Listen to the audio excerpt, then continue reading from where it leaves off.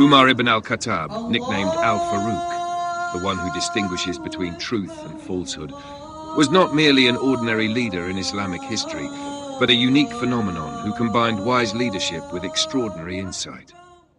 Descended from the Quraysh tribe, he was known before Islam for his strong personality, sharp intelligence, and keen sense of justice. However, his transformation after embracing Islam made him an icon of spiritual strength and rare intuition. Before his conversion, Umar was one of the most vehement opponents of Islam. He once set out with the intention of confronting the Prophet Muhammad ﷺ, but on the way he learned that his sister and her husband had embraced Islam. Enraged, he rushed to confront them, only to find them reciting verses from the Quran, specifically from Surah Taha.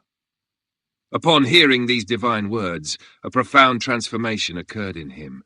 The heart of a staunch tribal defender softened and turned into a humble, believing heart.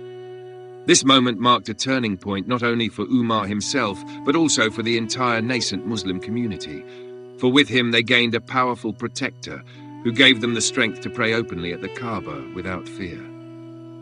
Umar was no ordinary leader. He possessed remarkable insight and intuition. The most famous example of this is his call to the commander Sariya ibn Zunaym during the Battle of Nahavand.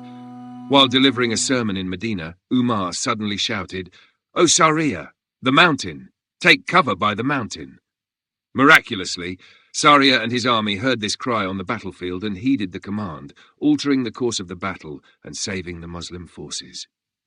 This incident was seen not as coincidence, but as a manifestation of Umar's deep faith and his extraordinary spiritual awareness. Despite his imposing physical presence, he was tall, broad-shouldered and strong. Umar was profoundly humble and compassionate. He would roam the streets of Medina at night to check on the condition of his people, personally carrying sacks of flour and food to widows and orphans. He would weep when he heard about the suffering of his subjects and act immediately to resolve their hardships. During the year of famine, known as the Year of Ash, he refrained from eating rich food and lived on simple provisions until his complexion grew pale and his stomach hollowed out, sharing the hunger of his people in solidarity. As a ruler, his foresight saved the Muslim nation many times. When a plague struck the region of Syria, Umar decided not to enter, saying, "We flee from the decree of Allah to the decree of Allah." His wise decision prevented the spread of disease and preserved countless lives. He also possessed the ability to sense the sincerity or hypocrisy of individuals through their words and behavior, a gift of discernment rooted in his deep devotion to God.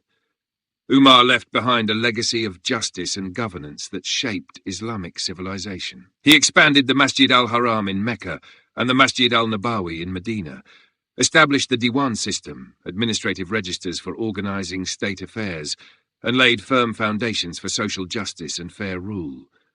He was ultimately assassinated while leading the dawn Fajr prayer, yet his memory lives on as a leader who not only commanded but served, who did not act as a king, but as a humble servant of God and a brother to his people.